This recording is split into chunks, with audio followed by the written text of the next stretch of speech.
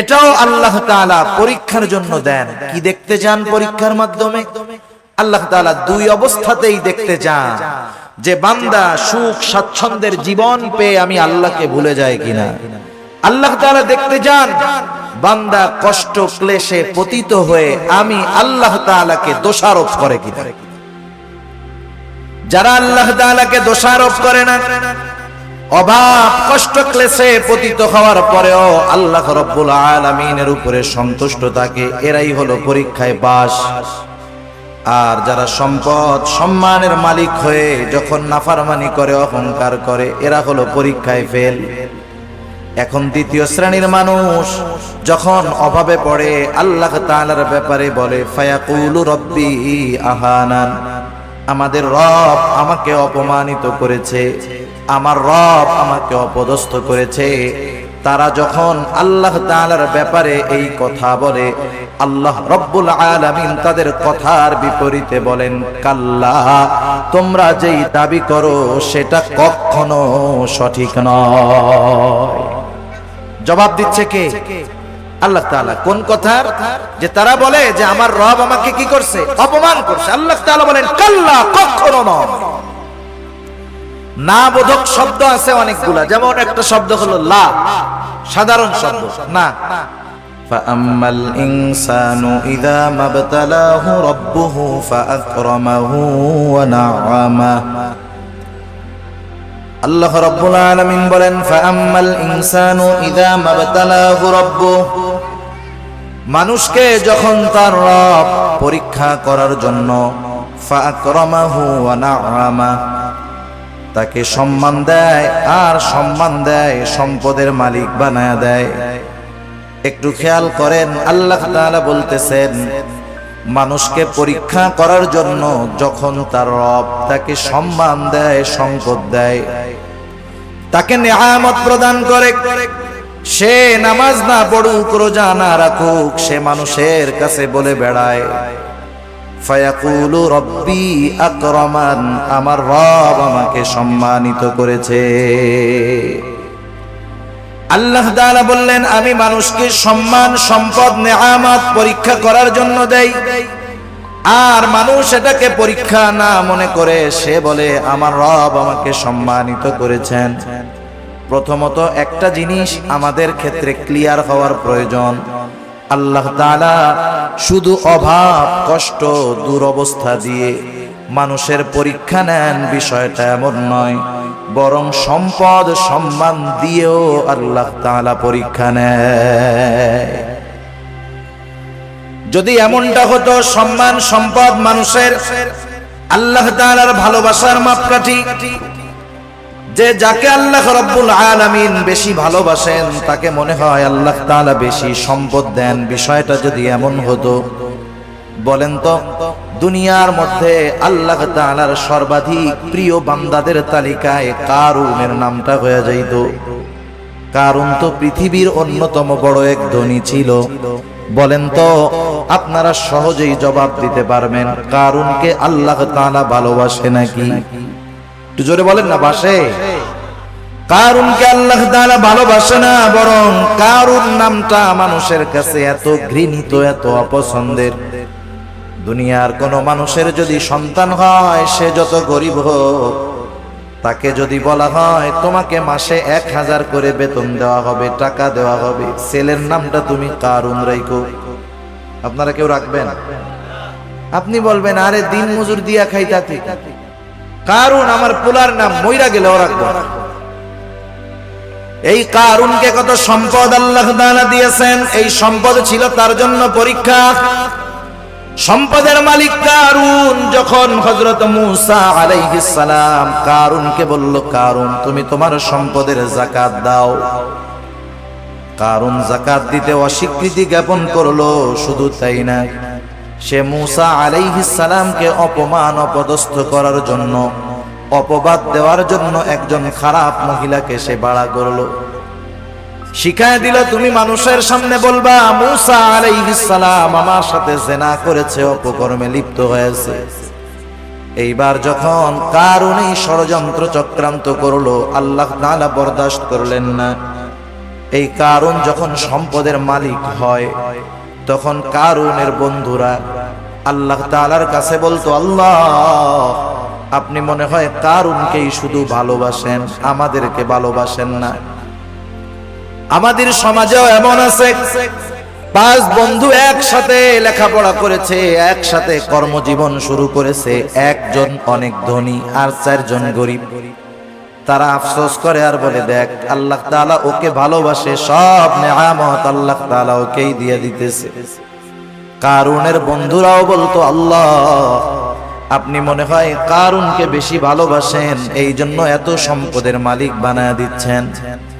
কারুন যখন মূসা আলাইহিস সালামের অবাধ্য হলো, মূসা আলাইহিস সালামকে যখন অপবাদ দেওয়ার অপচেষ্টা করলো, আল্লাহ তাআলা কারুনের উপরে গজব দিয়ে দিলেন।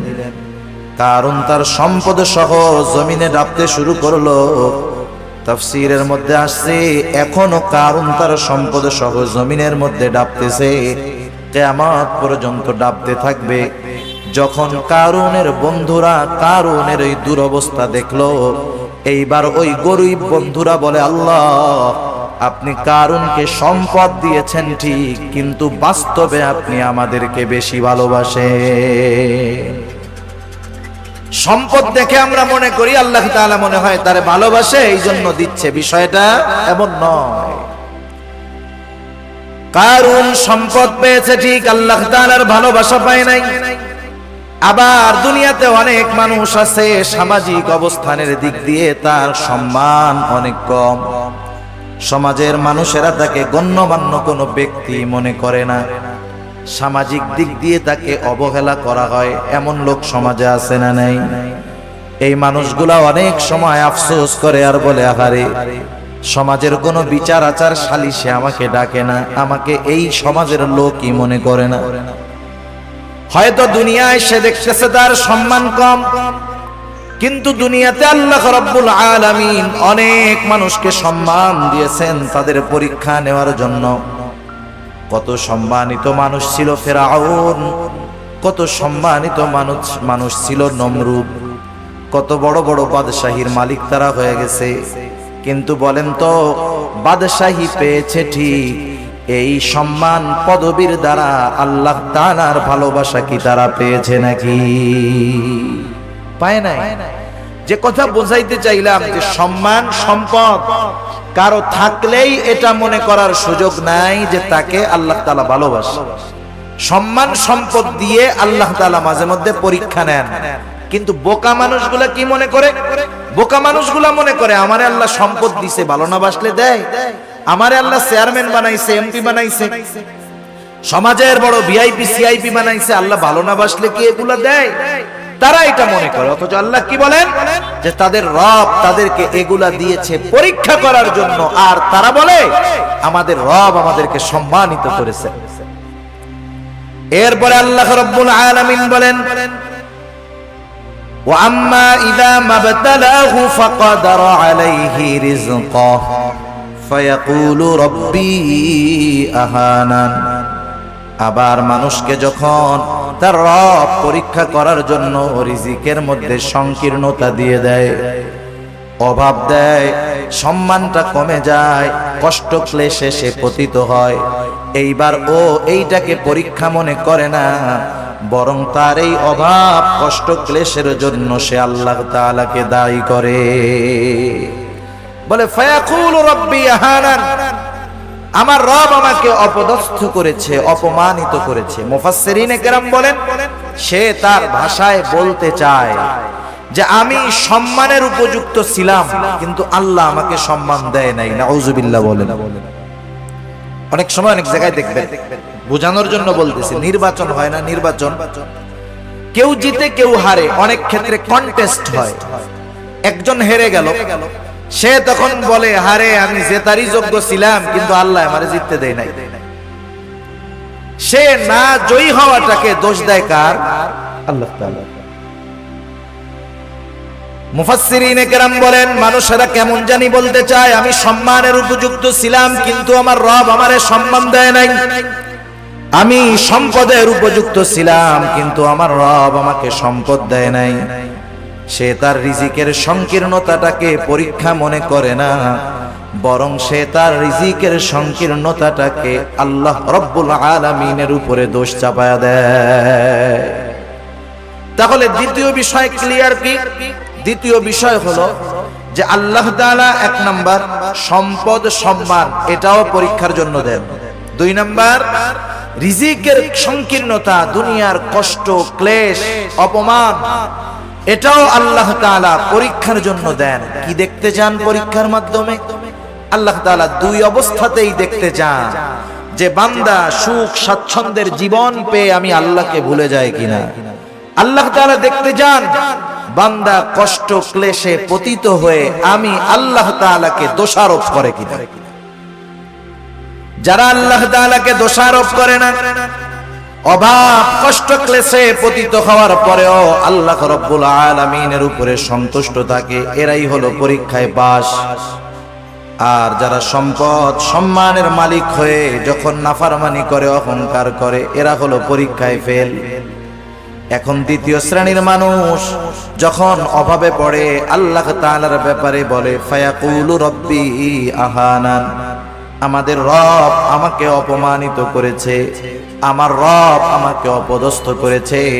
তারা যখন আল্লাহ তাআলার ব্যাপারে এই কথা বলে, আল্লাহ রব্বুল আলামিন তাদের কথার বিপরীতে বলেন কাল্লা, তোমরা যেই দাবি করো সেটা কখনো সঠিক নয়। জবাব দিচ্ছে কে? আল্লাহ তাআলা। কোন কথার? যে তারা বলে যে আমার রব আমাকে কি করছে? অপমান করছে। আল্লাহ তাআলা বলেন কাল্লা, কখনো নয়। না বোধক শব্দ আছে অনেকগুলা, যেমন একটা শব্দ হলো লা, সাধারণ শব্দ না।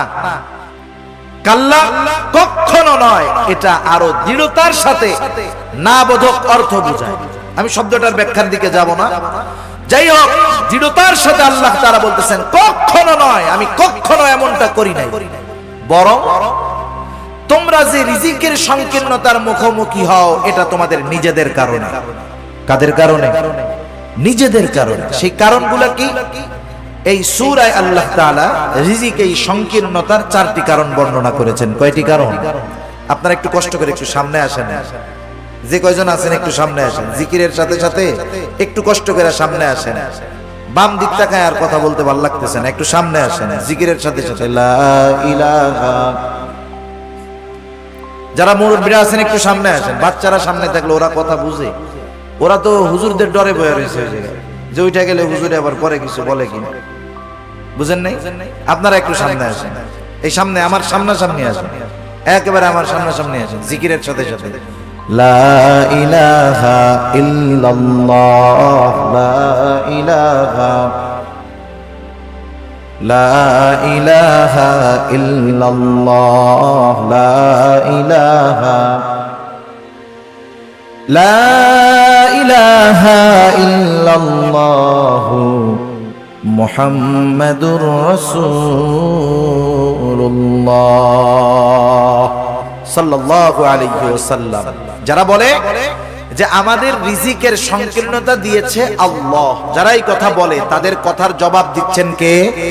আল্লাহ তাআলা বলতেছে তোমরা যে দাবি করতেছো এটা কখনো সঠিক নয়, বরং রিজিক সংকীর্ণতার জন্য তোমরা নিজেরাই দায়ী। আল্লাহ রাব্বুল আলামিন বলেন তোমাদের রিজিক সংকীর্ণতার কারণ কি?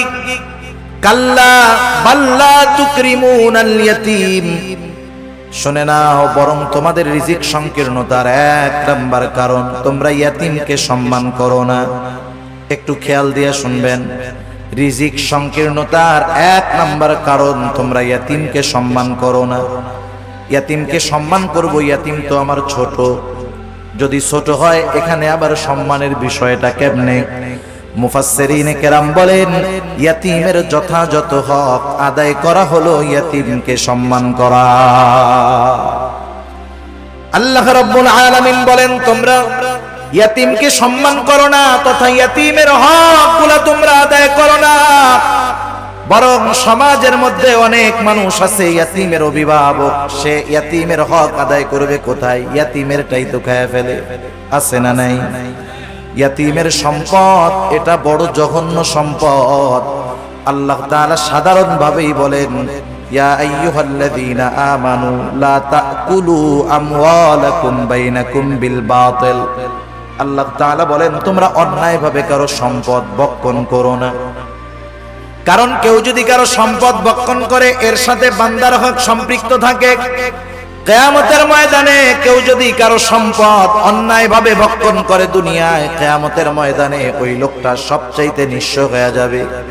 হাদিসের মধ্যে আসছে নবীজি সাল্লাল্লাহু আলাইহি ওয়াসাল্লাম বলেন কিয়ামতের দিন সবচাইতে নিঃস্ব হবে ওই ব্যক্তি যার আমলের কোনো অভাব নাই, নামাজ রোজার অভাব নাই, হজ যাকাতের অভাব নাই, দান সাদকার অভাব নাই, এক কথায় কোনো প্রকার নেক আমলের অভাব নাই। দুনিয়াতে তার একটা সমস্যা ছিল, সে বান্দার হক নষ্ট করত। পাহাড় পরিমাণ আমল নিয়ে বান্দার হক নষ্টকারী কিয়ামতের ময়দানে আল্লাহর সামনে উঠবে। ও নেকের পাহাড় দেখে চিন্তা করবে ওর জান্নাতে যাওয়া কে ঠেকায় আছে।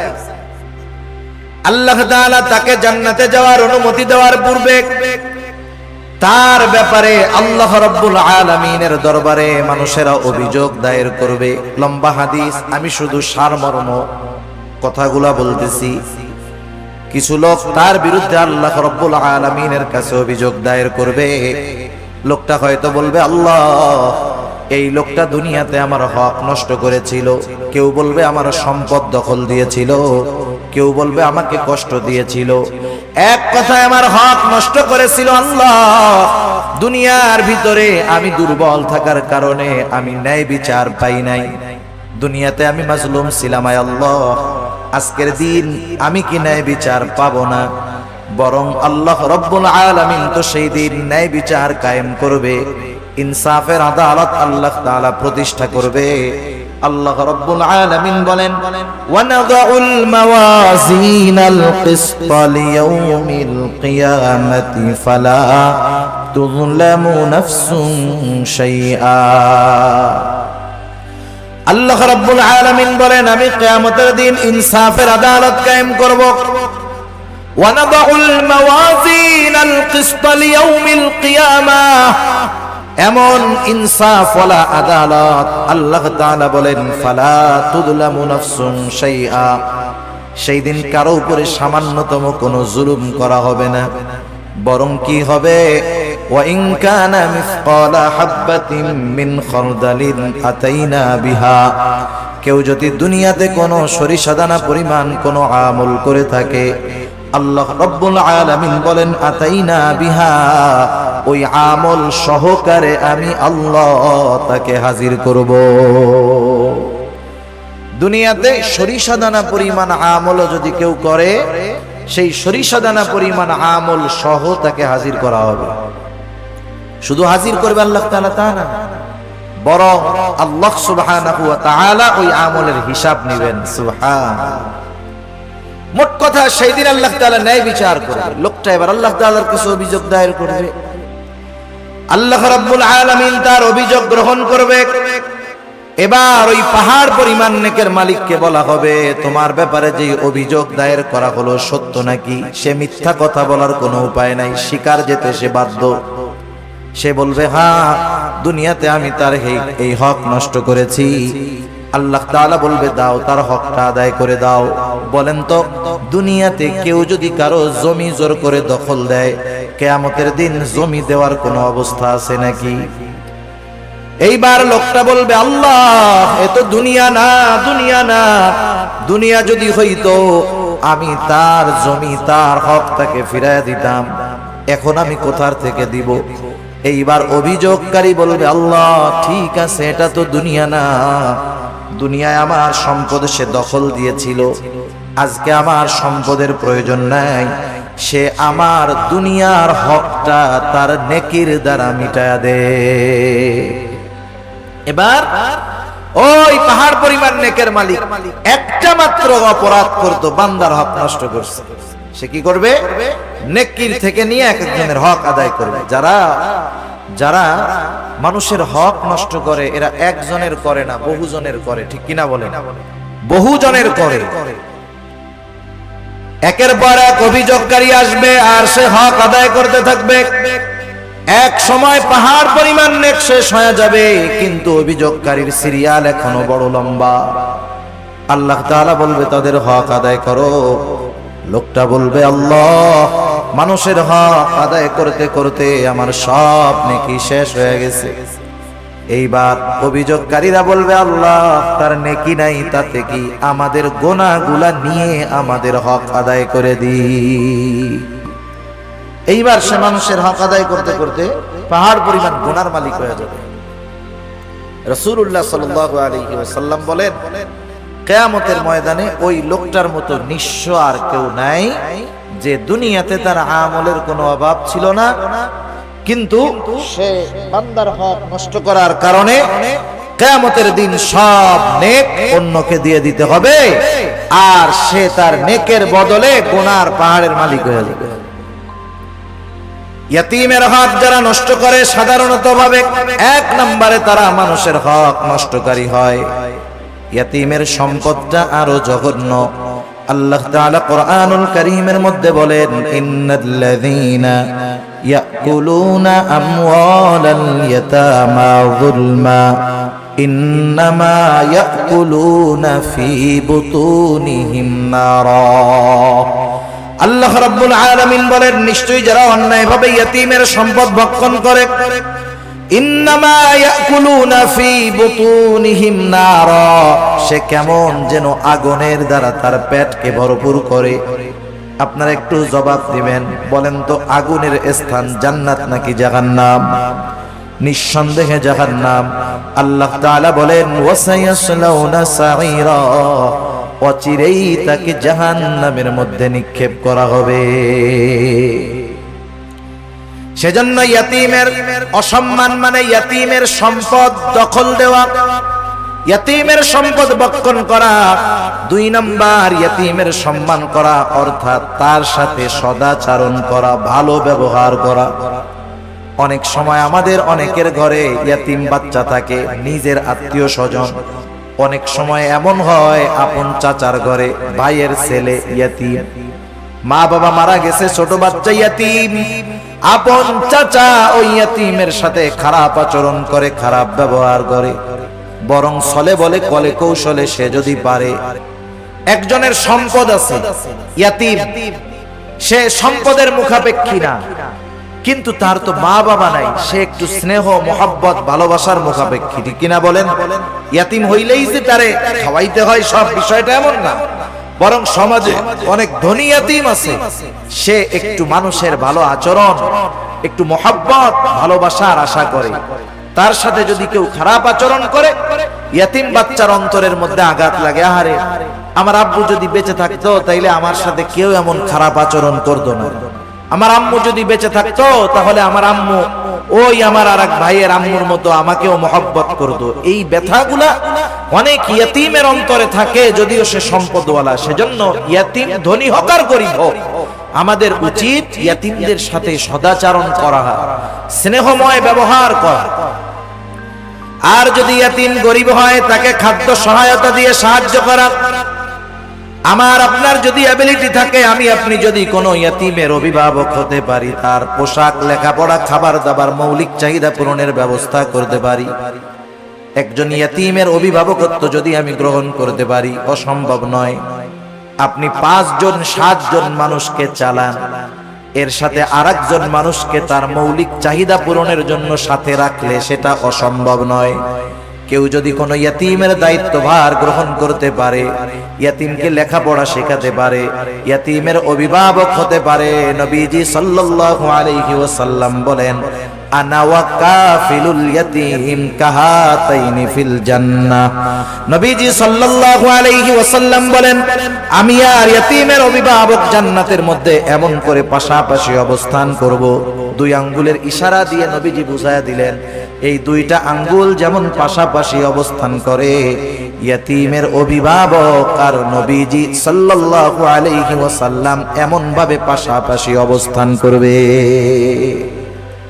তাহলে ইয়াতীমের সম্মানের তৃতীয় অর্থ যে যদি পারা যায় তাহলে ইয়াতীমের অভিভাবকত্বের দায়িত্ব গ্রহণ করা। আপনি আমি পুরাটা পারি না, মাসে 500 টাকা দিয়ে একটা ইয়াতিমের খরচ বহন করতে পারি, বছরে 1000 টাকা দিয়ে পারি যে এটা আমি শুধুমাত্র ইয়াতিমদের জন্য দিলাম।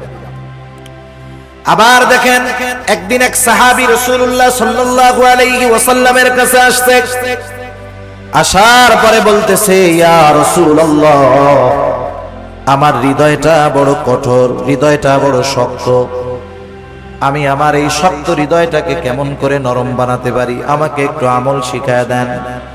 নবীজি সাল্লাল্লাহু আলাইহি ওয়াসাল্লাম বললেন, শোনো কি করবা?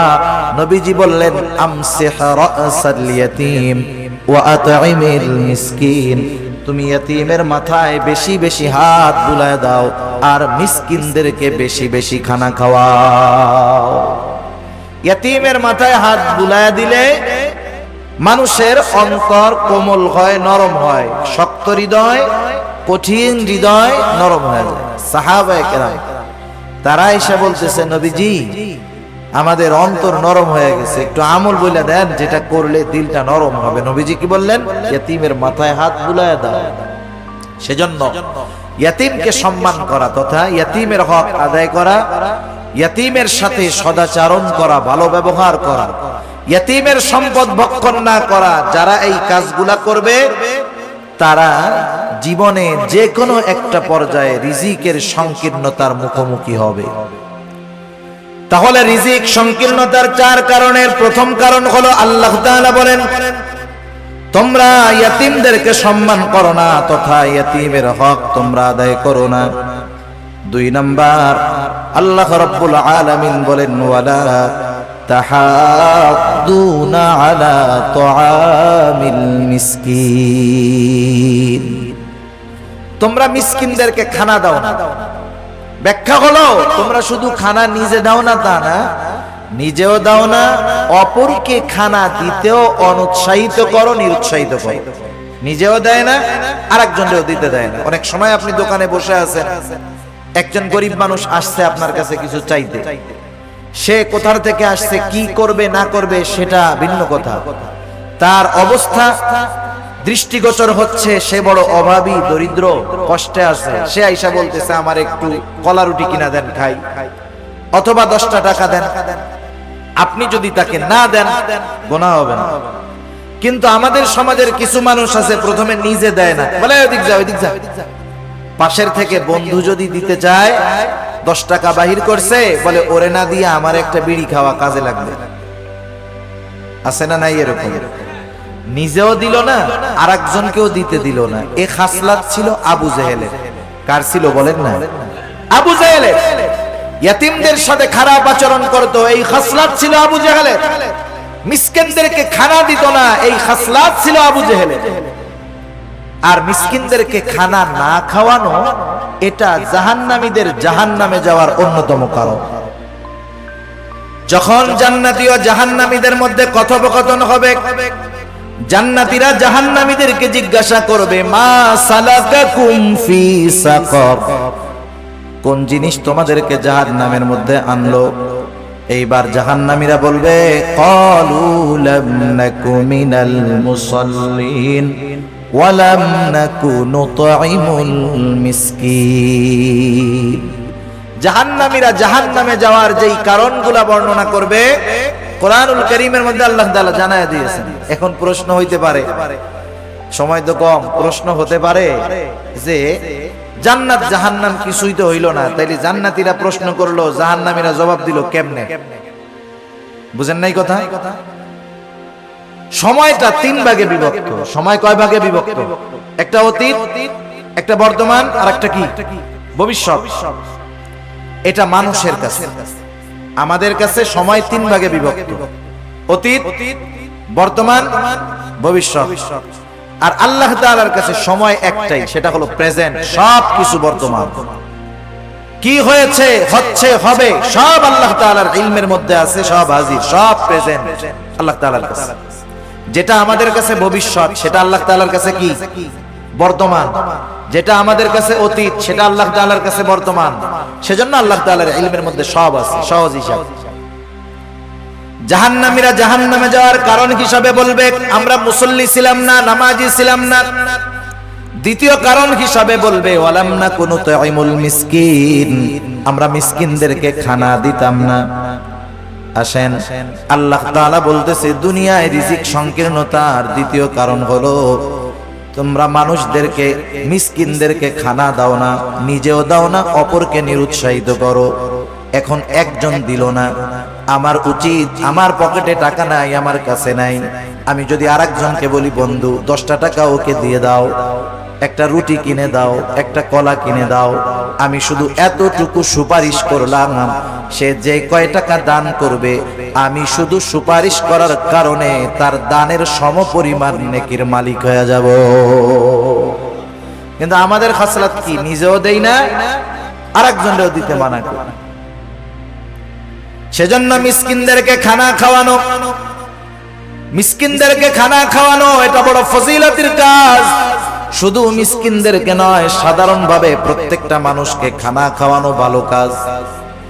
এক লোক নবীজি সাল্লাল্লাহু আলাইহি ওয়াসাল্লামের কাছে আসছে, এসে জিজ্ঞাসা করে ইয়া রাসূলুল্লাহ আইয়ুল ইসলাম খায়র, ইসলামের মধ্যে সর্বোত্তম কাজ কোনটা?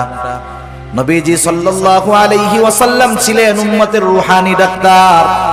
উনি রোগীর প্রশ্ন শুনেই বুঝতে পারতেন এনার মধ্যে কি কমতি আছে। আল্লাহ তাআলা সেই বুঝবার যোগ্যতা আমার আপনার নবীকে দিয়ে দিয়েছেন। একই প্রশ্নের উত্তর বিভিন্ন জনের ক্ষেত্রে নবীজি বিভিন্নটা দিয়েছেন। এটা অবস্থার আলোকে নবীজি সাল্লাল্লাহু আলাইহি ওয়াসাল্লাম এবার বললেন তুতিমুত তাআম ওয়া তাকরাউস সালাম আলা মান আরাফতা ওয়া মান লাম তারিফ, তুমি বেশি বেশি মানুষকে খানা খাওয়াও আর পরিচিত অপরিচিত সবাইকে বেশি বেশি সালাম দাও। এখানে নবীজি সাল্লাল্লাহু আলাইহি ওয়াসাল্লাম খানা খাওয়ানোর কথা বলছেন ঢালাও ভালো। সাধারণ মানুষকেও যদি মানুষ খানা খাওয়ায় দুনিয়ার স্বার্থে নয়, তাইলে এর মধ্যে লাভ আছে। এক মুসলমানের অপর মুসলমান দাওয়াত দিলে সেই দাওয়াত কবুল করতে হবে, এটা এক মুসলমানের উপরে অপর মুসলমানের একটা হক। কিন্তু এখন দাওয়াত যিনি দেন তিনিও স্বার্থ সামনে রেখে দেন। আর দাওয়াত যখন কেউ দেয়, বিবাহের দাওয়াত দিলে টেনশনে পড়ে যাবে। ওনার বেতন মাসে 20,000, 4 শুক্রবার 5টা শুক্রবারে যদি 5টা বিয়ার দাওয়াত আসে, কাম শেষ, সংসার আর চলবে না। যারা দাওয়াত দেয় ওই আশাই দেয় যে অমুকরে দাওয়াত দিলে 5,000 টাকা দিব না। এই ধরনের দাওয়াত দিয়ে যারা দুনিয়ার প্রত্যাশী, দুনিয়ার বিনিময়ে খাবার দিতে চায়, এদের খানা খাওয়ানোর মধ্যে কোনো ফজিলত নাই। বরং খানা খাওয়াইতে হবে একমাত্র আল্লাহ তাআলার জন্য। আল্লাহ রাব্বুল আলামিন বলেন এক শ্রেণীর বান্দা, তাদের অবস্থা কি, তারা মানুষদেরকে খানা খাওয়ায় কি জন্য? তারা বলে ইন্নামা নুতঈমুকুম লিওয়াজহিল্লাহ লা নুরিদু মিনকুম জাযাআও ওয়ালা শুকুরা। তারা বলে ইন্নামা নুতঈমুকুম লিওয়াজহিল্লাহ, আমরা তোমাদেরকে খানা খাওয়াইছি একমাত্র কার জন্য? আল্লাহ তাআলার জন্য। আপনি একজনকে দাওয়াত দিয়ে খাওয়াচ্ছেন, এটা আল্লাহর জন্য খাওয়ান, এই খাওয়ানোর মধ্যে নেকি হবে। লা নুরিদু মিনকুম জাযাআ, তোমাদেরকে খানা খাওয়াইছি আল্লাহ তাআলার জন্য। লা নুরিদু মিনকুম জাযাআ, আমরা তোমাদের কাছে কোনো প্রতিদান চাই না, কিন্তু আমরা খাওয়াইয়া টেবিল একটা বিছায়া রাখি। আসেনি আপনাদের এলাকায়? টেবিল বিছানোর দ্বারাই বোঝা যায় ভিক্ষা চাইতেছে। এই ভিক্ষামূলক কাজটা বাদ দিয়ে কেউ যদি দিতে চায় আলাদাভাবে দিবে, কেউ যদি না দিতে চায় দরকার নাই। এই গুণটা আমাদের মধ্যে হওয়ার দরকার। আমরা বলবো ইন্নামা নুতঈমুকুম লিওয়াজহিল্লাহ, তোমাদেরকে আমরা আল্লাহর জন্য খানা খাওয়াইছি, সুতরাং তোমাদের কাছে আমরা কোনো প্রতিদান চাই না। লা নুরিদু মিনকুম জাযাআ, তোমাদের কাছে কোনো প্রতিদান তো চাই না। ওয়ালা শুকুরা, এই খাবার খাইয়া আমাদেরকে ধন্যবাদও দেওয়ার দরকার নাই। এই রকম খাবার যদি আমরা কাউকে খাওয়াইতে পারি, ওই খাওয়ানোর মধ্যে ফজিলত আছে, নেকি আছে। আর যদি টেবিল পাইতা বৈশা থাকি, এটা ভিক্ষুকের মতো কর্মকাণ্ড। আর খাওয়াইলাম আবার টাকাও চলে। যাই হোক, রাসূলুল্লাহ সাল্লাল্লাহু আলাইহি ওয়াসাল্লাম খানা খাওয়ানোর ফজিলতের কথা বলছেন। আর যদি সে একজন দুস্থ হয়, অসহায় হয়, মিসকিন হয়, তাকে যদি খানা খাওয়ানো হয় কতটা খুশি হবে। এই জন্য মিসকিন অসহায় যারা আছে এদেরকে আমরা খানা খাওয়াবো। আমার পরিবার প্রতিবেশী যদি কেউ থাকে, আত্মীয় স্বজন যদি কেউ থাকে, তাদেরকেও মাঝে মধ্যে খাওয়াবো। আমার সম্পদ আছে, টাকা আছে, আমার হয়তো গোশত খাইতে খাইতে আর ভালো লাগে না, কিন্তু আমার অনেক প্রতিবেশী আছে যার গোশতর ঘ্রাণ তো 1 মাস ব্যাপী শুকতে পারে না, আছে না নাই? এজন্য অসহায় নিঃস্ব শুধু কাছে আসলেই যে খাওয়াবো বিষয়টা এমন নয়, বরং খুঁজে খুঁজে আমার আপনার প্রতিবেশী যদি কেউ অভাবী থাকে, দরিদ্র থাকে, অভাবগ্রস্ত থাকে, মাঝে মধ্যে নিজের ভালো তরকারিটাও তাদেরকে একটু দিব। এই অভ্যাসগুলো আমাদের করার দরকার। আমরা যদি মানুষকে খানা খাওয়াইতে পারি, আর যদি না খাওয়াই ক্ষতি কি? আল্লাহ তাআলা কিয়ামতের দিন বান্দাদেরকে জিজ্ঞাসা করবে, বান্দা আমি দুনিয়ায় অভুক্ত ছিলাম, খানা খাওয়াও নাই, পিপাসিত ছিলাম, পানি পান করাও নাই, বস্ত্রহীন ছিলাম, বস্ত্র দাও নাই, অসুস্থ ছিলাম, আমার সেবা শুশ্রূষা করো নাই। বান্দা বলবে, আল্লাহ আপনি তো এই সবগুলা থেকে মুক্ত, আপনার তো এগুলার কোনো প্রয়োজন নাই। তখন আল্লাহ তাআলা বলবে, বান্দা তোমার প্রতিবেশী অভুক্ত ছিল, তুমি যদি তাকে খানা খাওয়াইতা আমি আল্লাহ তাআলা পেয়ে যাইতাম। এজন্য শুধু আনুষ্ঠানিকভাবেই খানা খাওয়াবো মানুষকে, এমনটা জানি না হয়। আমার প্রতিবেশী অভাবী, দুস্থ, গরিব আমার কাছে যদি আসে, আমি খানা খাওয়ানোর অভ্যাস করব। অল্প খাওয়াই, হাসি মুখে খাওয়াবো। আবার যদি কাউকে ফিরাইয়া দিতে হয়, আমার কাছে নাই। একজনের কাছে মিসকিন বা ফকির একটা গেছে, ও 50 টাকার নোট একটা দিয়া মুখটা কালা করে কয়, এই তো গোজালাই শেষ, যা যা ভাগ ভাগ ভাগ। টাকা দিছে কত? 50 টাকা। আমরা তো ফকির মিসকিনদেরকে দেওয়ার সময় 2 টাকার নোটটা খুঁজি, তাও আবার ছেঁড়াটা। সে দিছে 50 টাকা। আচরণটা করছে খারাপ। পাশের আরেকজন 1 টাকাও দেয় নাই, কিন্তু আচরণটা সুন্দর করছে। বলতেছে, ভাই তুমি তো আসলা, আমার কাছে তো এখন নাই, যদি এই পথে পরে আসো তুমি আবার আমার সাথে দেখা করার চেষ্টা করবা, ইনশাআল্লাহ আমি তোমাকে দিব। এখন বলেন তো, এই যে মিসকিন অসহায় 50 টাকা দেনেওয়ালার ব্যবহারে খুশি হবে, নাকি যে দেয় নাই তার ব্যবহারে খুশি হবে? সেজন্য উত্তম ব্যবহারটাও সাদকা। আমরা যদি কখনো কাউকে খাওয়াতে পারি, না পারি, দিতে না পারি, খারাপ আচরণ করব না, ধমক দিব না, এই অভ্যাসটাও আমাদের করার দরকার। যাই হোক, আলোচনা লম্বা হচ্ছে, অন্যদিকে চলে যায়। আল্লাহ তাআলা আমাদেরকে জানায় দিলেন যে রিজিক সংকীর্ণতার 4টি কারণ। 1 নাম্বার কারণ লা তুকরিমুনাল ইয়াতীম, 2 নাম্বার কারণ ওয়ালা তাহাদ্দুনা আলা তুআমিল মিসকিন, 3 নাম্বার কারণ ওয়া তাকুলুনাত তুরাফা আকলাল লাম্মা। তোমরা কি করো? ওয়ারিসি সম্পদ সব একা খায়া ফেলো। আছে নাকি এরকম? যেমন বাপ সম্পদ রেখে মারা গেছে, বাবা মারা যাওয়ার পরে প্রথম কি দায়িত্ব? বড় সন্তান, সন্তান তার দায়িত্ব হলো প্রথম বাবার দাফন কাফনের জন্য যা দরকার সেটা ব্যয় করা। 2 নাম্বার খোঁজ খবর নেওয়া, বাবা কোনো ঋণ আছে নাকি, ঋণ থাকলে তার ঋণ পরিশোধ করা। 3 নাম্বার এইবার যেই সম্পদ অবশিষ্ট আছে, বাবা যদি কোনো ওসিয়ত করে থাকে, আর ওই ওসিয়তটা যদি ওই সম্পদের 3 ভাগের 1 ভাগ বা তার কম হয়, বেশি নয়। কোন মানুষ যদি তার মূল সম্পদের 3 ভাগের 1 ভাগের বেশি পরিমাণ ওসিয়ত করে, অর্ধেক করে, তাহলে এই ওসিয়ত মানতে সন্তানেরা বাধ্য নয়। কিন্তু ঋণ পরিশোধের পরে যেই সম্পদ থাকবে, তার ওসিয়তটা যদি 3 ভাগের 1 ভাগ বা তার কম হয়, এই ওসিয়তটা পূরণ করতে হবে। এরপরে যেই সম্পদ অবশিষ্ট থাকবে, অভিভাবক বড় হিসাবে বড় ভাইয়ের দায়িত্ব হলো যথাযথভাবে সব ওয়ারিসদের মাঝে বাবার সম্পদগুলো বন্টন করে দেওয়া। কিন্তু আফসোস, এই দায়িত্ব অধিকাংশ ক্ষেত্রে আমাদের দেশের ভাইরা পালন করে না, বরং বিলম্ব করতে থাকে। অনেক ক্ষেত্রে অন্যান্য ওয়ারিসদেরকে তারা ছলে বলে কলে কৌশলে সম্পদ বঞ্চিত করে দেয়। আছে না? আছে। বোনের হক আছে, সম্পদ বন্টন হয় নাই। 10 বছর ধরে বাবা মারা যাওয়ার পরে ভাই খাইছে সব, দোকান ভাড়া, বাসা ভাড়া, জমির ফসল, গাছের ফল সব খাইছে। বোন মাঝে মধ্যে আসছে, 1 ব্যাগ আম 2টা কাঁঠাল দিয়া পাঠায় দিছে। আবার বলতেছে আইসো, কিন্তু আবার 10 বছর পরে 2 বোন আইসা বলতেছে, ভাই 10 বছর তো দোকান ভাড়া, গাছের ফল, জমির ফসল সব একা খাইছো, কোনো দাবি নাই। এখন আমাদের হকটা আমাদেরকে বুঝায়া দাও। আর যদি তুমি রাখতে চাও, এই সম্পদের ন্যায্য মূল্য আমাদেরকে দিয়ে দাও। বলেন তো, 10 বছর পরে বোন এসে ভাইদের কাছে যদি তার হক বুঝতে চায়, ভাই খুব খুশি মনে দিয়ে দিবে, তাই না? মুখটা পুইড়া একেবারে কালা হয়ে যাবে। সম্পদ দিয়ে দিবে, দিতে তো বাধ্য। বোনরা নিয়ে যাবে, তখন বলবে গেলি গেলি, সম্পর্ক শেষ কইরা গেলি। এই যে কথার দ্বারা কি বুঝতেছেন? ভাই চাইছিল ওই সম্পদগুলো সব একা খাওয়ার জন্য।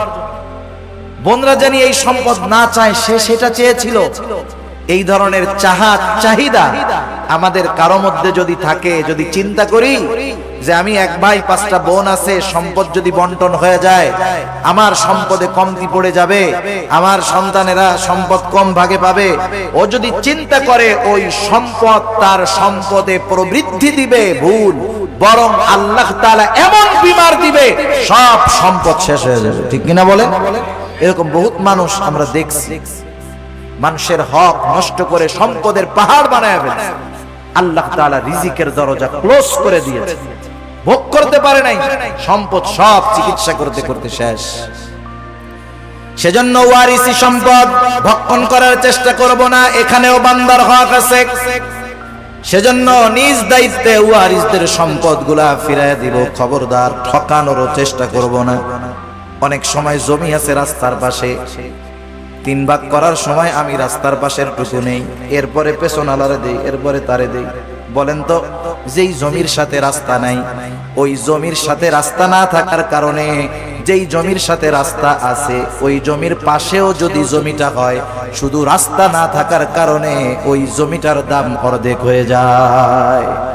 সেজন্য বন্টনের ক্ষেত্রে সিস্টেম মুআফিক করতে হবে, ঠকানো যাবে না কাউকে।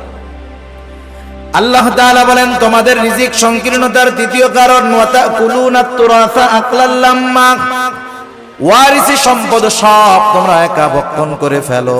4 নম্বর আল্লাহ তাআলা বলেন ওয়াতুহিব্বুনাল মালা হুব্বান জাম্মা। মানুষ যে এই আকামগুলা করে, গুনাহগুলা করে, এর অন্যতম কারণ কি? মালের মহব্বত। কিসের মহব্বত? মালের মহব্বত, সম্পদের মহব্বত, দুনিয়ার মহব্বত। দুনিয়াতে সম্পদ উপার্জন করা মানা না। কেউ যদি মনে করে সম্পদ উপার্জন করা মানা, তাহলে সে ভুলের মধ্যে আছে। কিন্তু সব সম্পদ উপার্জন করতে গিয়ে আল্লাহ তাআলাকে যদি ভুলে যায়, এটাই হলো তার জন্য ক্ষতির কারণ। এজন্য আল্লাহ তাআলা বলেন, ইয়া আইয়ুহাল্লাযীনা আমানু লা তুলহিকুম আমওয়ালুকুম ওয়ালা আওলাদুকুম আন যিকরিল্লাহ। আল্লাহ তাআলা বলেন, হে ঈমানদারেরা, তোমাদের সন্তান সম্পদ তোমাদেরকে জানি আল্লাহ তাআলার জিকির থেকে গাফেল না বানায়া দেয়। মনে রাখতে হবে, যেই সম্পদের কারণে আমি আল্লাহকে ভুলে যাই, যেই সম্পদ উপার্জন করার জন্য আমি নামাজ ছেড়ে দিয়েছি, রোজা ছেড়ে দিয়েছি, হারাম হালাল যাচাই বাছাই ছেড়ে দিয়েছি, মনে রাখতে হবে এই সম্পদ আমার জন্য কল্যাণ বয়ে আনবে না। যেই সন্তানের চিন্তায় আমি নামাজ রোজা বাদ দিয়ে তার ভবিষ্যতের কথা চিন্তা করে সম্পদের পাহাড় আমি গড়তেছি, এই সন্তান আমার জন্য কল্যাণ বয়ে আনবে না। এজন্য আল্লাহ তাআলা বলেন, বান্দা তুমি যদি সম্পদ সন্তানের কারণে আমি আল্লাহর জিকির থেকে গাফেল হয়ে যাও, এটা তোমার জন্য ক্ষতির কারণ। আল্লাহ তাআলা বলেন, ওয়া মান ইয়াফআল যালিকা ফাউলাইকা হুমুল খাসিরুন। ওই রকমটা যে করবে, তথা যে ব্যক্তি সম্পদ সন্তানের কারণে আল্লাহ তাআলাকে ভুলে যাবে, আল্লাহর বিধিনিষেধ ভুলে যাবে, দুনিয়ার মহব্বতে আল্লাহর বিধিনিষেধ ভুলে যাবে, আল্লাহ তাআলা বলেন ফাউলাইকা হুমুল খাসিরুন, তারা ক্ষতিগ্রস্ত। বলেন, আল্লাহ তাআলা যাকে ক্ষতিগ্রস্ত বলেছে তাকে দুনিয়ার হুজুররা দোয়া কইরা জান্নাতে নিতে পারবে? 40 কুলখানি দিয়া তাকে জান্নাতে নেওয়া যাবে? যাবে না। এজন্য দুনিয়ার মোহাব্বত অন্তরে ঢুকাবো না। আমি দুনিয়া উপার্জন করব বৈধ পন্থায়, কিন্তু নামাজের সময় নামাজ, সঠিক সময়ে যাকাত, হজ ফরজ হলে হজ। এখন এই সম্পদ আমার জন্য তাহলে নেয়ামত হবে, কারণ আল্লাহ তাআলা সম্পদকে পরীক্ষাও বলেছেন, দুনিয়ার অলংকারও বলেছেন। আল্লাহ তাআলা এক জায়গায় বলেন, ইন্নামা আমওয়ালুকুম ওয়া আওলাদুকুম ফিতনাহ, আল্লাহ তাআলা বলেন নিশ্চয়ই সম্পদ সন্তান এগুলা তোমাদের জন্য ফিতনা পরীক্ষা। আবার আল্লাহ তাআলা আর এক জায়গায় বলেন আল মালু ওয়াল বানুনা জিনাতুল হায়াতিদ দুনিয়া। আল্লাহ তাআলা বলেন আল মালু ওয়াল বানুন, সম্পদ সন্তান এগুলা দুনিয়ার অলংকার। দুনিয়াতে যার সম্পদ নাই, সন্তান নাই, সে কেমন নিঃস্ব নিঃস্ব ভাব। কিন্তু যার সম্পদ আছে, সন্তান আছে, সাথে সাথে সে যদি দ্বীনের উপরে চলে, সে তো একজন সফল ব্যক্তি। সে সম্পদওয়ালা, মালদার, তবে দিনদার। আর কিছু মানুষ আছে মালদার তবে দুনিয়াদার। আল্লাহ তাআলা আমাদের সবাইকে মালদার দিনদার হওয়ার তৌফিক দান করুক, সকলে বলি আমিন। দুনিয়ার মোহাব্বত অন্তরে জানি না ঢোকে। দুনিয়া উপার্জন করতে হবে কেমনে? ওই যে কবি মেসাল দেন, উদাহরণ দেন যে নৌকা চলার জন্য পানির প্রয়োজন, পানিবিহীন নৌকা চলে না। কিন্তু ওই পানি যদি নৌকার ভিতরে ঢুকে যায় তাহলে নৌকা ধ্বংস হয়ে যায়। নৌকা চলার জন্য পানির যেমন প্রয়োজন, দুনিয়াতে চলার জন্য সম্পদের তেমনি প্রয়োজন। নৌকার মধ্যে পানি ঢুকে গেলে যেমন নৌকা ধ্বংসের কারণ, মানুষ যদি দুনিয়া উপার্জন করতে গিয়ে আল্লাহকে ভুলে যায়, এটা তার জন্য ধ্বংসের কারণ। সেজন্য আমরা যদি চাই আমাদের রিজিকের মধ্যে প্রশস্ততা থাকুক, রিজিকের মধ্যে সংকীর্ণতা থাকুক, তাহলে আমাদের কি করণীয়? এক নাম্বার, আমরা ইয়াতিমদের সাথে সদাচরণ করব, ইয়াতিমদের হক আদায় করব। দুই নাম্বার, মিসকিন অসহায় নিঃস্বদেরকে খাবারের ব্যবস্থা করব যতটুকু নিজে পারি সামর্থ্য অনুযায়ী। তিন নাম্বার, ওয়ারিসি সম্পদ কারোটা যদি আমার মধ্যে থাকে, নিজ দায়িত্বে তাকে ফেরত দিয়ে দিব। চার নাম্বার, সম্পদ উপার্জন করব তবে দিনকে বাদ দিয়ে নয়। সম্পদের মহব্বতে আমি দিনকে বাদ দিব না, বরং সম্পদ উপার্জন করব দিনকে ঠিক রেখে। যদি এই চার কাজ করতে পারি, ইনশাআল্লাহ আল্লাহ তাআলা আমাদের রিজিকের মধ্যে সংকীর্ণতা দিবেন না। দুনিয়াতে রিজিক সংকীর্ণতার পরীক্ষায় হয়তো আমাদেরকে পড়তে হবে না। আল্লাহ সুবহানাহু ওয়া তাআলা যে কথাগুলো হলো আমাদের সবাইকে কথা অনুযায়ী আমল করবার তৌফিক দান করুক, সবাই বলি আমিন। ওয়া আখিরু দাওয়ানা আলহামদুলিল্লাহি রাব্বিল আলামিন।